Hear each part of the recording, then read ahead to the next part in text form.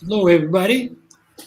Welcome back. It's another Green Socialist podcast. I'm Howie Hawkins. Ran for president in 2020 with the Green Party, and Angela Walker's here with me. She ran for vice president. So, just to get us started today, yesterday a story came out that the Justice Department is going to go all out to find out who leaked to ProPublica the information that showed that the richest people in this country aren't paying taxes. And this was probably the biggest expose on, what's wrong with the tax system in decades. So they're going after the whistleblower, the messenger, and not dealing with the message. And it's the same problem we've had since Daniel Ellsberg leaked the Pentagon Papers, and Barack Obama declared the war on whistleblowers and used the Espionage Act against people that revealed war crimes, like Chelsea Manning and John Kiriakou, who we talked to here about a month ago about whistleblowers. Trump continued it, and Biden's continuing it with continuing Trump's attempt to extradite and prosecute Julian Assange and continue all the, Espionage Act cases that he inherited from Obama and Trump. So I think that's a big issue. And it just shows that the people we have in government are more interested in keeping from us what they're doing than dealing with the problems that get exposed by whistleblowers. So that's one thing that's on my mind. And then, Manchin came out with his op-ed last weekend saying he wouldn't vote for the People Act or to weaken or modify or reform or get rid of the filibuster, as if that was a new position for him. He's had that position all along. Everybody's acting like, oh, now we're in big trouble. Well, we've been in big trouble all along. And the fact is, as reporters have increasingly been reporting out, Manchin and Sinema are fronting for a whole group of Democratic senators that really don't want to get rid of the filibuster. And what does that mean? The whole reform agenda of the Democrats. And there's some good reforms in there. The For the People Act does have voting rights protections. It would make partisan gerrymandering harder. It would require dark money groups to report their contributions above a certain level. There's the Equality Act, so that people who have different sexual orientations or gender identities are a protected class under federal anti-discrimination laws. The Equality Act's on the line. DC statehood's on the line. I can't tell you how many people when we were campaigning saying, oh, we got to elect the Democrats and Biden so we can get DC statehood. Well, all those things are going to require at least 60 votes for cloture, which is like ending debate and then voting on the actual bill. And there are not 10 Republicans for any of those things. So as long as the filibuster's there, none of this is going to happen. Excuse me. And meanwhile, Biden's been playing patty cakes with the Republicans on his infrastructure legislation, including the tax reforms that would help pay for it. So he did stop negotiating with Capito out of Wyoming, but now there's another group that's come forward, and Biden's acting like it's a realistic proposal. It's about $1 billion as opposed to $2.3 billion. And there are progressives complaining in Congress that, no climate, no vote for infrastructure. We'll see if they actually follow up on that. And they may not have enough votes in the House to stop. In the Senate, yeah, they do, because the Republicans are going to be against everything, even if it's a compromise that Biden negotiates with them. So what that means going forward is none of these liberal reforms that the Democrats touted and the economic stimulus that infrastructure and climate action could provide isn't going to happen, or it's going to happen at a much lower level. I mean, the Democrats can get it through by reconciliation, 50 votes plus Kamala Harris providing the tiebreaker, if Manchin and Sinema go along with it. Manchin's saying he doesn't want to pass anything, doesn't have bipartisan support. Maybe they can get one or two Republicans.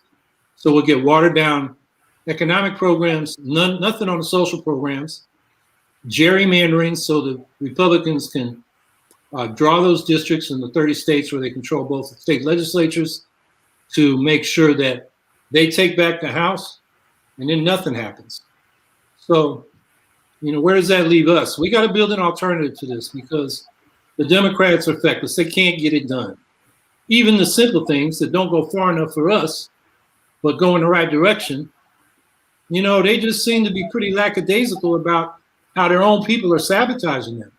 I mean, this is a situation where the reality is the Democrats are negotiating with themselves, with Sinema and Manchin and the other senators who really don't want to get rid of the filibuster. We're kind of hiding behind Manchin and Sinema. And on the House side, I mean, there's legislation that the Democrats want to pass that would deal with some of the usurious interest rates we're getting from the banking industry. And they're prominent Democrats. Forget his name, this Democrat in New Jersey in the House, who gets all his money from the banking industry. He's blocking that.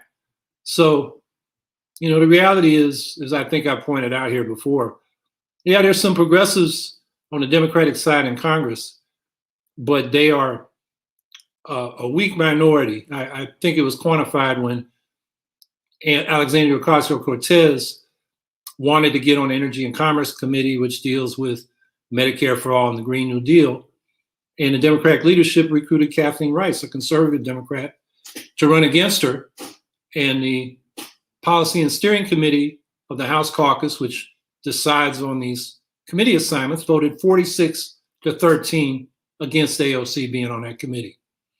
I think that tells you the balance of forces between the progressives and the corporate wing of the Democratic Party. So we're in a difficult situation, and we've got to build an alternative. We're running out of time on climate. Nuclear arms race goes along. Poor people, economic issues are life and death for them. And there's really nothing we're getting from this administration. They tout how they're going to cut poverty in half with this these child credits, but they expire in a year. I mean, they're just not serious. So anyway, that's what's on my mind. How about you, Angela?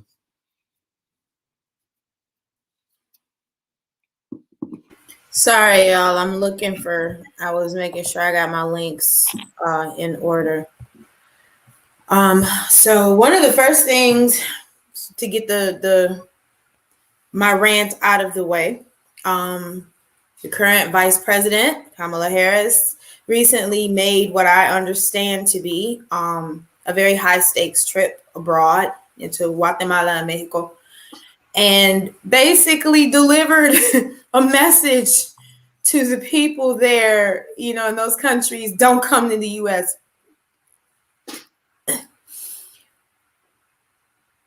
There's a lot that I could say about that. There's a whole lot I could say about that. But in the spirit of keeping things diplomatic, which, since I'm not part of a campaign anymore, I've been a little bit more free to say what I want to say. But in the name of being diplomatic, I just find it very callous and very interesting that the daughter of immigrants, both of Ms. Harris's, Vice President Harris's parents, are immigrants themselves. And so to take this stance on immigration, and, my understanding is, like I said, I have to go further into it, but what I've read is just really,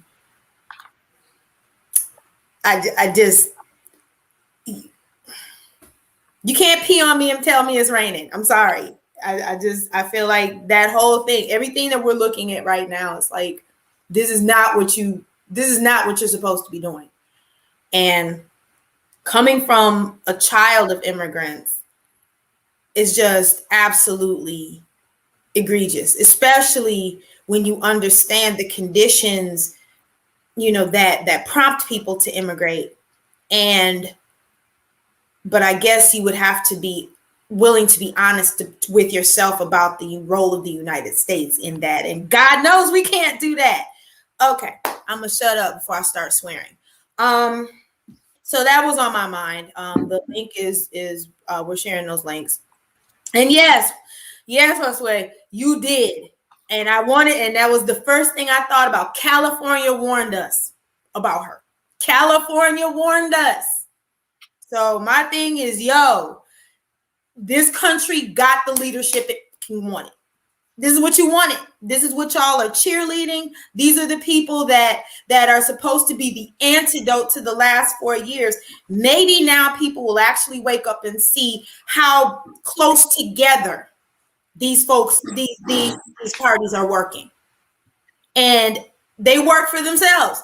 They're not thinking about us. They're not thinking about the role that the United States has played in disrupting governments in other countries and creating dangerous situations for the citizens of those countries, and then tell them you're not welcome here. I'm gonna shut up because I'm about to cuss. Also, what I included was there's been rumblings about a fourth stimulus check. There's not a lot of clarity. Howie, maybe you might know something more than I do. Not a lot of clarity that I saw about the probability of that happening for people. I just wanted to bring what interested me about that article is, like, you've got certain senators that are saying we need to keep making direct payments to people for the duration of this pandemic. And all I wanted to say is we told y'all that. That's what we campaigned on. You're welcome. We said that you need to make sure that you're not forcing people out back to work like they are here in South Carolina, which is one of the states that returned the pandemic unemployment compensation money. South Carolina turned it down. So as of June 30th here in South Carolina, if you are on unemployment and you have been receiving that $300 extra, you will not be receiving it anymore, because the governor here has decided in his great paternalism that you need to go to work. However, when you look around and they're talking about, all these great jobs available, up to $9 an hour, up to $10 an hour. Who's going to live on that? And even deeper, if you have not examined the fact that people can live better, when someone is living better and able to meet their obligations financially on unemployment, we have a problem with wages. It's not that complex. And people talking about folks don't want to work. They don't want to work for starvation wages. And this is part of the normal we are not going to go back to. So I'm really digging that folks have been doing that. If you've been able to get that money, keep getting it as long as you possibly can. Make the best decisions for yourselves, because a lot of the states that are turning this money back in are also real lax about their mask mandates. So that's also happening. So that's my rant. I'm going to try not to swear. Also, in happier news, all of us queers and those who love us, Chloe O. Davis has blessed us with the Queen's English. Yes, family, there is a gay dictionary, and I just call it the gay dictionary. It's completely inclusive, whether you're ace, whether you're on the ace spectrum, whether all of these different intersections of who we are as queer, or whether you're trans, whether you're all of us along the rainbow, we got a dictionary. And so I'm recommending it. It will give you life if you are able to get a hold of it. It is the collaboration. The author, Chloe O. Davis, is a young Black woman. And the collaboration of young people with disabilities, every segment of folks that intersects with LGBTQIA+, we all in here. And it's a beautiful document. So if you're able to get a hold of that, go on and get your life and get a hold of the Queen's English. Also, Wayward Lives, Beautiful Experiments. This book, for all these folks who have, if you are feeling some type of way about the way that Black women are constantly denigrated in this country, here's your antidote. Here's a little piece of armor that just reminds us that Black women have been trailblazing. We have been creating family. We have been doing what we can to bend the parameters that we have been given in this country and create, even in our own lives, create the worlds that we want to see at great cost many, many times. You know, a lot of these young women were in prison for prostitution when that isn't what they were even doing. And also, even if you were doing it, that's a whole nother story. I mean, you don't lock folks up for doing what they need to do. And so it is Wayward Lives, Beautiful Experiments, Intimate Histories of Riotous Black Girls, Troublesome Women, and Queer Radicals. So if you are able to get a hold of this book by Saidiya Hartman, another young Black woman, you want to. Beautifully researched, deep work done to make this book possible. And I go and get y'all's life and get it. And that's all I got.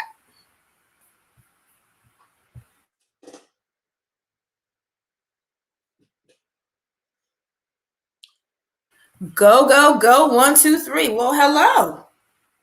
What senators / Congress members endorse ranked choice voting and which ones don't? How do we endorse ranked choice voting on a national level? I don't know of any senators. At least they haven't put legislation in. On the House side, there's a Fair Representation Act, which would require states to use multi-district ranked choice voting, which would create proportional representation in those delegations from those states to the House. There are actually 2 bills that do that. One is primarily sponsored by Jamie Raskin of Maryland, and the better bill called the Fair Representation Act, which Raskin also is a co-sponsor of, is called the Fair Representation Act, and that was introduced or sponsored by Don Beyer of Virginia. And as I recall, in the last session, they maybe got up to somewhere between 12 and 24 members of the House who signed on to that.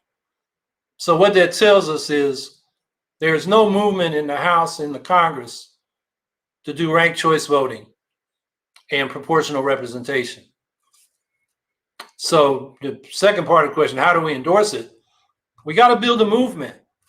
And I think the way we get momentum at the federal level is to get more and more cities and counties and towns to start using ranked choice voting, particularly for multi-member districts for proportional representation on the legislative bodies, and then take that up to the state level. And so more and more people are familiar with it, they begin to like it, and then we can make it an issue at the federal level.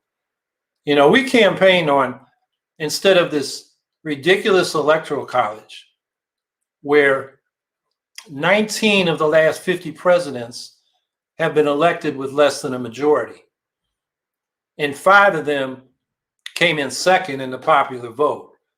The electoral college is a farce. I mean, in this last election, Trump lost by 7.1 million votes. That was 4.1%. Solid victory for Biden in the popular vote.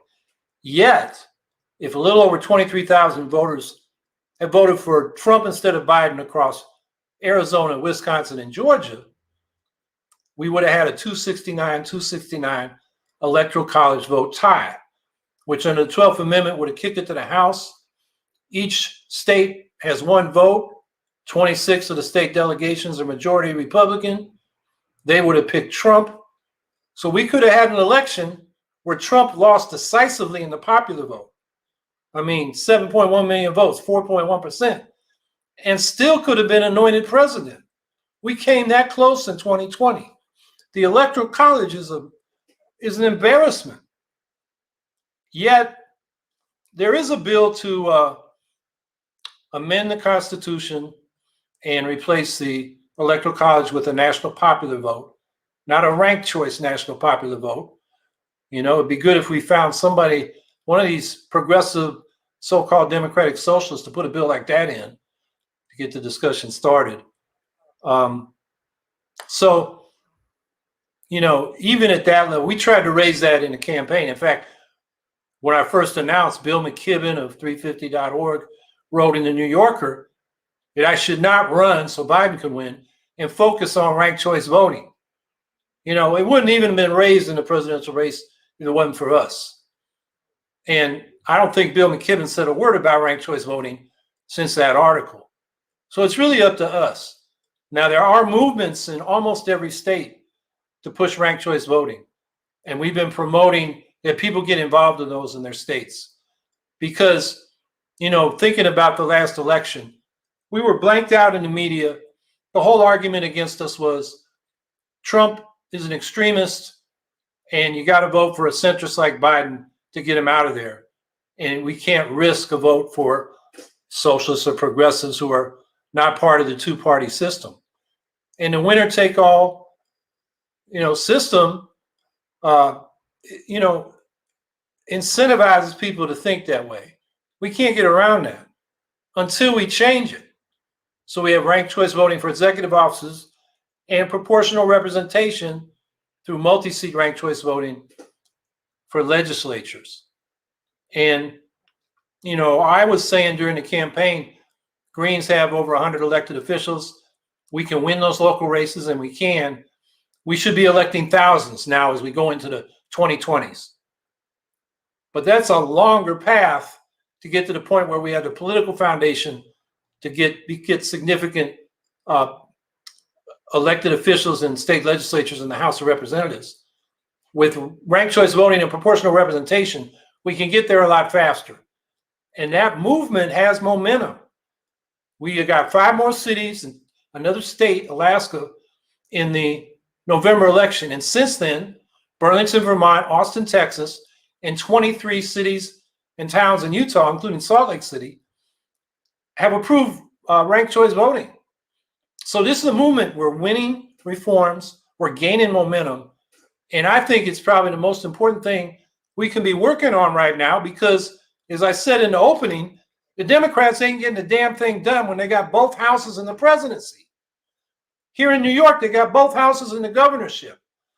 And when they didn't have the power, when the Republicans controlled the Senate, they kept passing single-payer health care in the assembly. Now, for the last 3 years, they've had the power. They don't even bring it up for a vote. The session closed on Thursday. No vote on single-payer. And in fact, the guy that wrote the bill like 30 years ago blurted out in frustration in a radio interview, you know what's happening? We got a majority of Democrats in the assembly are co-sponsors, but they're not really for it because they go privately to the Speaker of the Assembly and say, I don't want to vote on it. And you know what's happening? The insurance industry is pouring money into their campaign coffers. So, you know, the Democrats, I think I tweeted this when I was about the failure of the Democrats again in New York. Watch what they do, not what they say. You know, we get a lot of talk, infrastructure, climate action, DC statehood, Equality Act, the For the People Act, but it's not happening. And the Democrats seem kind of relaxed about it because a lot of them got safe districts and they're like, I'll be okay, but not the rest of us. So I think you're raising a very important issue at this time. Ranked choice voting and proportional representation. If we settle for ranked choice voting from single member districts for legislative bodies, nothing's going to change. They have in the House of Representatives in Australia 151 seats, and it's by ranked choice voting from single member districts. So the Greens get over 10% of the vote in the 2019 election, and you only get one of the 151 seats. On the Senate side, they have multi-member districts and proportional representation. And the Greens got 9 of 76 senators, which is 11.8%, which is close to the 10.2% vote they got. That shows you the difference between if you stick to single member districts, whether it's plurality voting or ranked choice, nothing changes. Greens can run, we won't be the spoilers in ranked choice. But in the end, in most districts, the Democrats or Republicans got the majority and they're going to win that seat. So nothing changes. And we're excluded, even though we're a 20 to 30% party. So that's, I think, the thing we really got to focus on, in the next, starting now for the next few years, and open up the political system.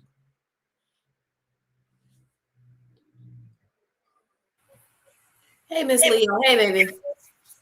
What are your opinions on free speech? Should we internationally censor speech if we don't like speech we don't like that seems bad, or should everything come out in the open so we can work from there? It's a good question. I mean, I am not someone who supports censorship. And also, I am not someone who thinks fascists deserve a platform. That's me. That's my personal feeling. Do I believe in, you got the grandbaby, Diana? Okay. Do I believe in censorship? No. Would I support censorship? No. Do I personally believe some people need to shut up? Absolutely. Howie? Well, the question is, who is we? If we is the state, you don't want to give the state the power to censorship or to censor, because you may think they're getting the people you don't like, but we on the left are the first that are going to be censored. So don't give the state that power. Now, if we is us, the Green Socialists, we don't have to give a platform to fascists. They can find their own damn platform. So now the question that comes up is, well, what about, Facebook and Twitter and these big social media platforms? And they have become monopolies. So they have to be regulated, or actually, I would say socially owned. And so they're not state media. They should have boards that are selected by lot. So you get a representation of the public, but it's not controlled by the state or by private investors like it is now. And those people can then decide by what criteria people are on or off the platform based on standards of, hate speech or advocating violence. There are clear cases where you're organizing violent action, that is not acceptable because that's actually criminal, a criminal violation. Now, if you're talking theoretically about the need for an armed revolution, that's different. But if you're actually planning it, that's another thing. So anyway, the state should not be able to censor. We can decide who's on our platforms. But the big issue right now are these big social media platforms. That's what all the debate's about. And I think the answer is to socialize. And they're natural monopolies. Once they reach a critical mass, everybody wants to be on them because that's where the most people and information is. Why would you go somewhere else? So they're natural monopolies, and natural monopolies are, you don't have to be a socialist to realize they should be socially owned and publicly regulated. So that's my thoughts. Hey, Eric. Hey, sweetheart. I am prepared for this question. I saw it in the chat. My idiot governor, Ron DeSantis, and State Department of Education decided to reject critical race theory. As a teacher, what would be the best way to fight against this stupidity? Back in, was it 2019, when that individual who previously occupied the White House passed the gag order against higher institutions of higher learning teaching critical race theory, the African American Policy Forum fought, they've been fighting that. And I don't know where K through 12 schools, if there are resources for them, but I did put a link in our private chat, and I think the boss will share it, from the AAPF, and you can look through there and see if there's anything that might be useful to you? Because I saw where you were saying, you know, you are doing what you can, but I'm curious to know, you know, if there are resources within this. And when I saw this question, the first thing I thought of was the work that the AAPF, is the African American Policy Forum, is doing and has been doing, their Truth Be Told campaign, which is, you know, aimed at colleges and universities. But I'm wondering how much of that work would translate to K-12, you know. And I've seen clips of parents saying, I don't want it taught in schools to my kids. I'm not messing with that right now. Because I'm gonna swear. But I'm wondering if there are resources through the work that they have been doing that would be things that could translate to what you want to do too. So I don't have a hard and fast answer for that, but I do have that website, and you can check it out and see what they got that might work. Because I don't know who else to ask other than, you know, the teachers union. NEA, where do they stand on this? What is NEA doing with this? Even if you know you are not part of the NEA, it seems to me they would have resources that they'd be able to share with K-12 educators around this issue, because this is so widespread. Howie, what do you think? Well, I think the idiots, DeSantis and Florida State Department of Education, and all these Republicans around the country that are suddenly all up in arms about critical race theory, you know, these are the people that are whining about cancel culture. And here they want to cancel some culture. Now, I'm just like a regular guy. I've been involved in civil rights a long time. We have a lot of anti-police brutality and anti-housing discrimination activity in my city. And I never heard anybody say critical race theory. I mean, I had to look it up. I mean, basically, I guess it's about teaching the history of racism in this country and saying it's bad. I mean, so this is like kind of the Republicans took an academic term and threw it out there to scare people, you know? And so the question is, no, the second question here is, you know, how do teachers fight back? You know, teachers got to work with parents like the Chicago Teachers Union did, get them on your side, get the community on your side, and fight for more local control and community control and parent-teacher control instead of state control and mayoral control that we got in some cities where they want to run the schools like they're a corporation. That's what Bloomberg brought into New York City and happened in a bunch of other cities, and didn't improve the schools. In fact, made them worse. I mean, everywhere they done mayoral control or the state takes over, you know, look at New Orleans.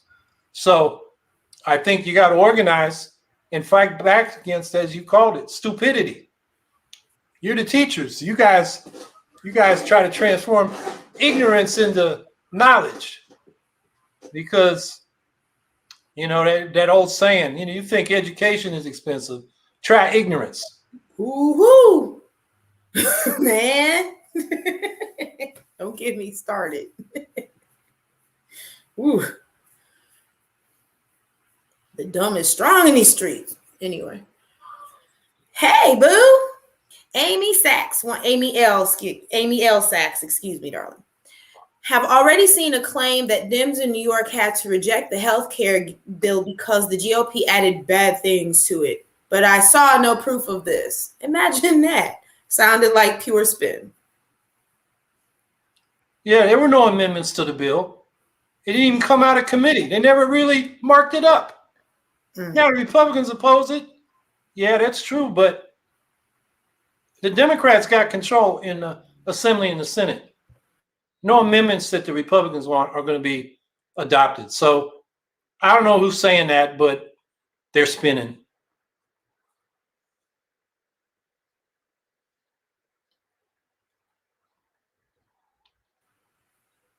Hey, go 1, 2, 3. Thank you, Howie and Angela, for answering. That was Howie, actually. That's the ranked choice voting guru over there. How do you think Biden should handle Russia and China? Yeah, there's actually a story that Sputnik interviewed me about, and it went out on It got published in Pakistan and India. And what I told them was, first of all, they were asking about the Biden-Putin summit. First of all, I said it's good they're talking in private instead of that farce we saw in March, where Biden answered George Stephanopoulos, yeah, Biden is a killer, quote unquote. And Putin responded by saying, let's have a online televised debate. So what they were doing was performing for their domestic and international audiences, which means they're not going to really talk about anything serious. They're going to be like a political campaign. So it's good they're talking in private. Now, what should they talk about? They're obviously going to criticize each other's human rights records, and they're both right. And that's fine to raise the issue, but they should not link it to the life or death issues they've got to address, which is this new nuclear arms race, the climate emergency. Those are top of the list. The Iran nuclear deal they could work on. They could talk about getting an intermediate range nuclear forces treaty back. There's a lot they could do in that area. Climate, I don't know how much progress they're going to make. Where the US and Russia are both petrostates. They are going full speed ahead with fossil fuel development. You know, the Russians are looking forward to exploiting oil and gas in the Arctic. They have one barge with 7 more planned with 2 nuclear plants on them out in the Arctic Ocean to power oil and gas drilling. You know, what the hell could go wrong? And Biden is for fracking. He has not stopped the Dakota Access Pipeline, Enbridge Line 3, Enbridge Line 5. Those are things where he could intervene and stop them. But he's not, because his people are meeting with the industry. Gina McCarthy, she's now, I guess, his domestic climate czar and carries his foreign climate czar. She met with I think it was the Petroleum Institute this week. She met with the fossil fuel industry before Biden released his infrastructure and climate plan. So, you know, the Biden plan is to keep burning fossil fuels and tell us they're going to capture the carbon and store it underground, which is not economically feasible without massive subsidies. And it's a logistical, infrastructural nightmare to set that up. So, I'm not expecting much progress on climate. And then there are regional conflicts. You know, I said both of them should stop their war games. They're very provocative, particularly on the NATO-Russian frontier. I didn't say this, but, you know, the U.S. has been pushing NATO into Russia's face after promising not to back in when George H.W. Bush was president. And we have that documented now. You go to the National Security Archives, they got the documents. That's a website online. And now they're fighting over Ukraine. And it's very provocative for the U.S. to try to bring Ukraine into the EU and NATO. They don't need to do that.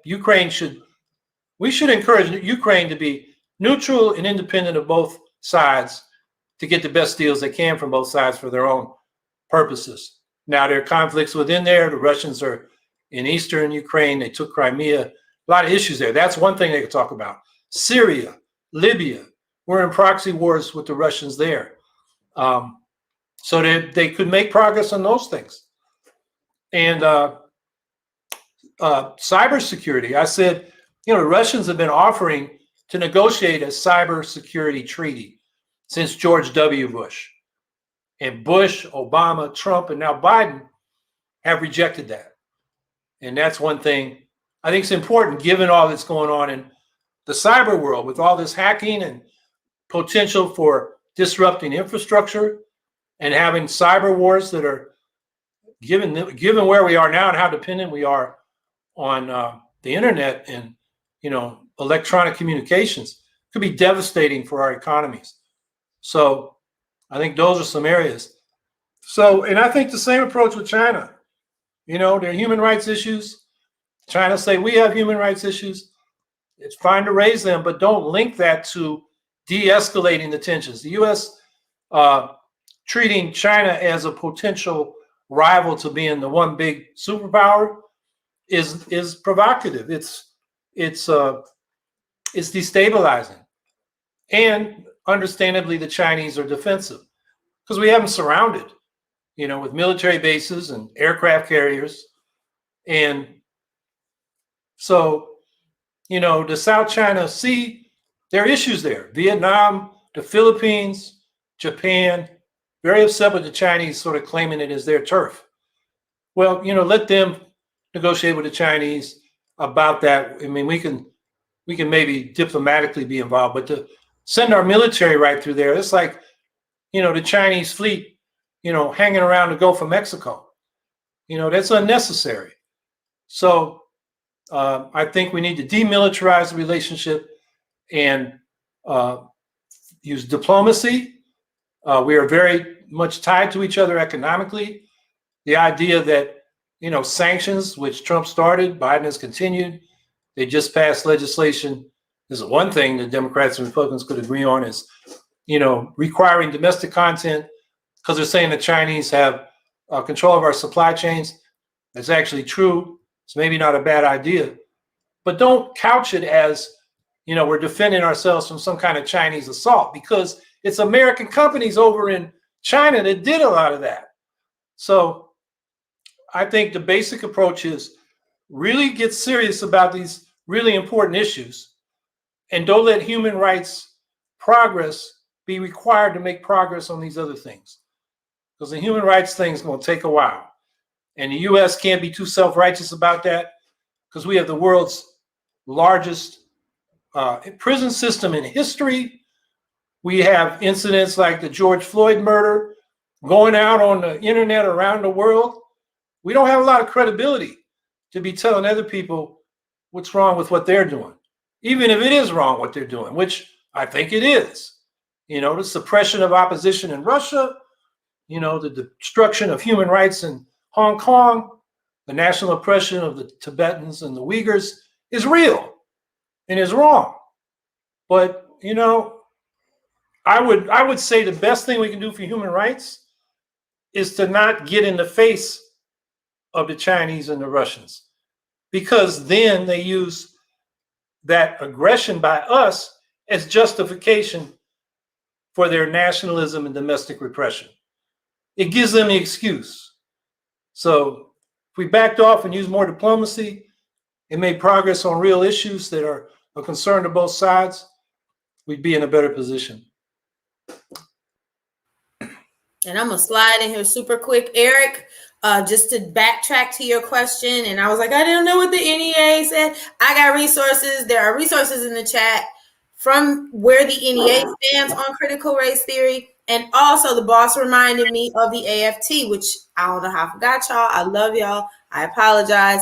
So the American Federation of Teachers, and also the Organization for Teachers in Florida, where you are, sir. So if you are not a member, I'm just going, hint, nudge, nudge. Those resources are in the chat, and they speak one speaks specifically to what is happening to K-12 in Florida, where y'all are being essentially gagged to not be able to teach about the critical race theory. And also, where there's actually an action happening today that I want to say. Hold on a second. There's a gathering today, gatherings nationwide, with the Zen Education Project. Zen Education Project, which promotes the teaching of people's history in classrooms across the country, and in collaboration with Black Lives Matter at School, are inviting educators, families, students, and other allies to raise public awareness about the danger of the anti-history education GOP bills in gatherings nationwide today. That's actually happening today. So your question was mad timely. So, yes, darling, if you're not involved with the teacher organization, let me get their name right because I be, all over the place. Florida Educators Association. And I should know them because I collaborate with all these folks at one time. So if you're not involved, I want you to, at least introduce yourself, get your little feelers out and see what the lay of the land is, and yeah, hit those links in the chat and see if they answer your question and give you something more concrete to work with in your classroom. Yes, Medgar. Hey, Abdul. Hi, baby. Medgar Evers today, 1963. And I'm assuming that, because I'm not looking at a calendar or anything, but that was the murder of Medgar Evers in his driveway in front of his pregnant wife. By who was that? Byron De La Beckwith, who died a few years ago, didn't he? I want to say he died in prison, but I don't think that he did. Murdered Medgar Evers. His assistant at the Mississippi NAACP was Coley Clark, who has been a Green candidate in New York for U.S. Senate, and was then involved in SNCC and with King when he went up to Chicago, and she's still active. She's in now up there in years, lives in Harlem, New York, and but she was Medgar Evers' assistant. So rise in power. Thank you for bringing that to the gathering today, Abdul. Because I'm behind on everything, so thank you for that. Eric, given that this is Pride Month, we need to have a history on LGBTQ plus curriculum. I completely agree. And I hope that schools particularly are across the country talking about these, especially in light of the fact that so many of the GOP is not just attacking the right to teach and discuss critical race theory in the classroom, but also protections for trans, gender nonconforming, and non-binary students in schools themselves. Attacking their ability to participate in sports, attacking their right to transition or receive help transitioning for young people that is applicable to. So this is extremely timely. And, when we're looking at the statistics on LGBTQ plus youth, we're talking about, houselessness. We're talking about the way that these, the higher rates of houselessness, higher rates of self-harm and things like that because of the way that they are treated and the way that they're marginalized. So this is absolutely, I think, something that needs to happen in our public schools. And, one of the things, looping back to the book that I referenced, Wayward Lives, is a whole, for all of these folks that are like, oh, well, treating being queer, being trans, like this is something that happened in the last few years. No, baby, we've been doing this for decades. I'm sorry. This is over it's documented. So, we've been here. And, yeah, so I completely agree, Eric. We absolutely need to have that history to not just teach people about our communities, but also foster acceptance. And that's not strong enough, but it's the most diplomatic way I know to say it, to foster acceptance for our young people so that we're not losing them. And we're not, they're not experiencing houselessness and violence and, being picked on the police in the way that they are. So you're right.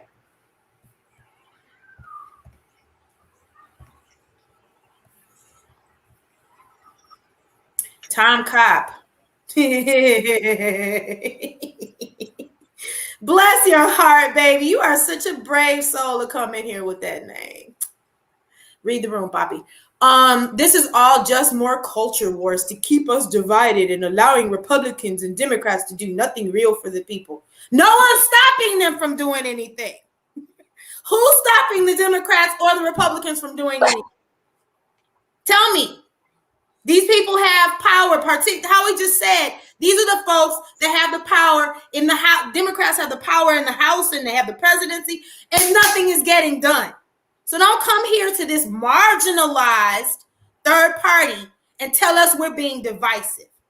We're cleaning up these people's mess.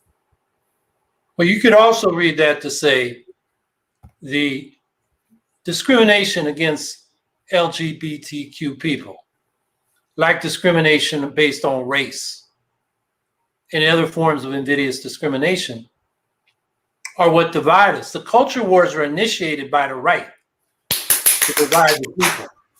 So to say we should include LGBTQ history, and the second point that Angela added, say that we should accept all human beings who come in a spectrum of sexual orientations and gender identities, is unifying, not divisive. And I mean, slapping the label, oh, this is culture wars or this is identity politics, is also an effort to erase these different communities and it sends the message, if you were more like us, we could, if you would just be more like us, then, or the way that we think you should be, then, we could ride for your cause. That's garbage. It's garbage. We are going to stand up and demand that we are recognized for who we are and all the things that we bring to the work that we do. All of these facets of our personalities. We're not two-dimensional or one-dimensional beings to make other people's comfort. Damn your comfort. Republicans and Democrats don't do anything real for the people because they don't fucking want to. It is not in their interest to do it. So whatever analysis you brought to this and culture wars and all that, go peddle that crap on the right. You in the wrong house. Well, I wouldn't assume that. Look at his last comment. I think he was maybe saying this. Yeah, there you go. This discrimination is what divides us. Well, that question read completely different. And being that we have already taken shots from people that because we discuss issues of race and gender and we don't paint the left with a broad brush to make people comfortable, we have taken heat for that. So if I got my back up at you wrongly, I apologize for that. But I meant everything I said. Violet, hey boo. I hope you're feeling better, sweetheart. What do you think happened to Senator Sinema? Wasn't she green once? How am I gonna let you have it? Yeah, 20 years ago, she was active in the anti-Iraq war movement. I think she ran as a green once. And then some Democrats got to her and said, hey, you're a pretty good speaker. We can change the message a little bit and get you elected. So she got into the state assembly. And the evolution went from there, and she became a Arizona Democrat, which is a pretty conservative Democrat. And I think it's about, do you want to change the world or be a well-paid politician, with high status? And I think she made her choice. That's what happened to her. And that's how many times have people told us the same thing? You should run as a Democrat. If you're running on the side of the Greens, you're never going to win anything. This is what happens when you turn coat.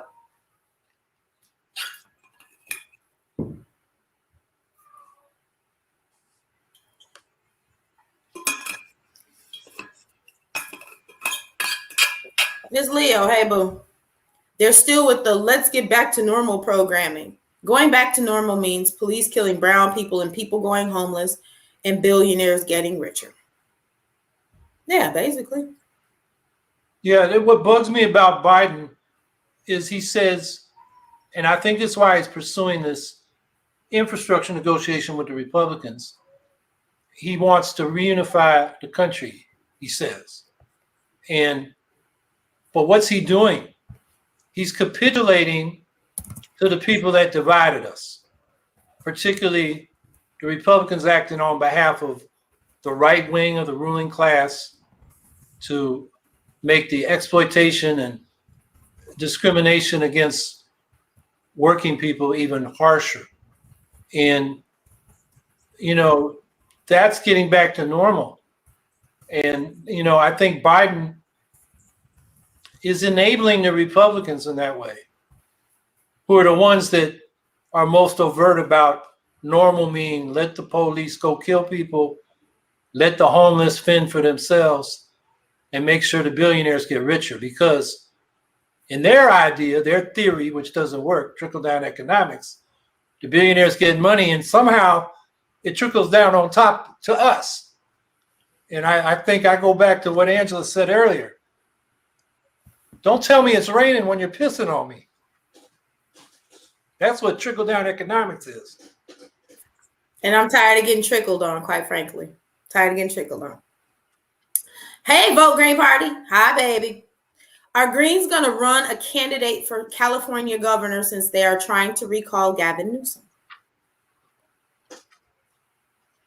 Yeah, I think the Greens in California are debating it. I've heard there's a trans candidate they may run, which makes it interesting because the leading Republican is Caitlyn Jenner, also a trans person. So it'll her politics bring a lot of attention and a platform in which to raise the Green platform. And her politics are awful. Caitlyn's politics are awful. She got rich people politics. So yeah. Problematic. Republican. She's a Republican. Yeah, which is just, yeah. People vote their tax bracket. Hey, boo. Ms. Leo is saying, since the police are basically billionaires' private security, can we, the people, create our own anti-police to stop their police with criminal tendencies? That's community control of the police. That's taking control of the police out of their own hands, their own activities, their own violations of the law, their assaults, their killings, and not having them judge their own people inside the police department. It needs to be independent investigation and sanctioning of police misconduct by a board that is elected or selected by lot from the people. That's what we've been advocating. And they're making progress on that in Chicago. And there's also a movement in Detroit and a movement in Los Angeles. We should have it in more cities because I'm afraid coming out of these protests last year, most of what the leadership of these local protests have settled for is what the Democrats are willing to do. They're not willing to take control of the police out of the police hands. They talk about, use of force policies, like no chokeholds. And as I think I pointed out here many times, we had a no chokehold policy in New York City for 20 years before Eric Garner was choked to death by a cop. And then the police internally didn't take care of that guy. So that illustrates the point. Gotta be stronger medicine than just some more guidelines given your citizen review board, which is not a community control board, but they advise police departments. They maybe do a little investigation and reporting, but the police maintain control. And then you have to understand behind the police is not just billionaires, it's multimillionaire real estate developers. That is the money behind political machines in all our urban communities. And they use the police to enforce the new Jim Crow, keep Black people and other people of color and poor people out of upscale neighborhoods. And then basically crack their heads so they know who's in charge. And they don't even think about challenging the discrimination. So I'm just saying it's not just the billionaires. There's only about 450 of them in the country. There are hundreds of thousands of capitalists, particularly in the real estate industry, that like the local police to do what they do. So it's a broader enemy than just the billionaires or opponent. But that's what's behind the kind of cops we got. We got the kind of cops we got because that's what basically the real estate industry wants. Get out. Hey, Mama.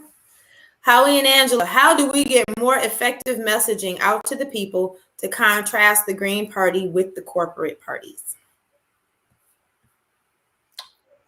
Well, I would say number one, the most effective is word of mouth, which means organizing real locals. I mean, mass membership locals. If you're in a city of a few 100,000 or 1 million, you should have hundreds of members of the local Green Party who are then the messengers. You need internal education. You need to do relational organizing or deep canvassing where you're knocking on doors and listening, not just preaching at people. That's the most effective message, because once people know us and trust us, then they'll hear the message. You just can't do it on Facebook or letters to the editor or handing out leaflets on the street. Those things have their place, but or sending news releases to the media, who themselves are pretty ignorant. I have to say this, in politics, I run into it every day. In the local media, they've fired all the old reporters that knew what the hell was going on, hired a bunch of kids out of college because they can pay them less, maybe busted the union. And so they don't even know who they're talking to. I mean, I run into reporters all the time, and this includes TV and radio. When they get to our news conference, they take me aside and say, I don't even know what this is about. Explain me what I'm reporting on. That is where we're at. So the media, the traditional media is weaker than ever. So, I would say we need to be our own media. And the strongest media is not just slick leaflets and memes and newsletters, but our people ourselves, talking to people in the community and getting a reputation so that when we do speak, we're like, for those of you old enough to remember the E.F. Hutton commercials, just when E.F. Hutton speaks, everybody listens. That's the way we want people to think about the Green Party. We want people in the community, when there's a problem, we want them to say, well, what does the Green Party think about this? And, contact us. So I think that's the most effective thing we can do. We got to organize. And while, social media and traditional media have their place, they're not going to message for us as well as we ourselves are. So that's a plea for, let's get organized and engage with the people, not the usual suspects, but people out there in the neighborhoods and the communities, and we should be talking to them, listening to them, and getting to know them and have them get to know us, and then our message will get through.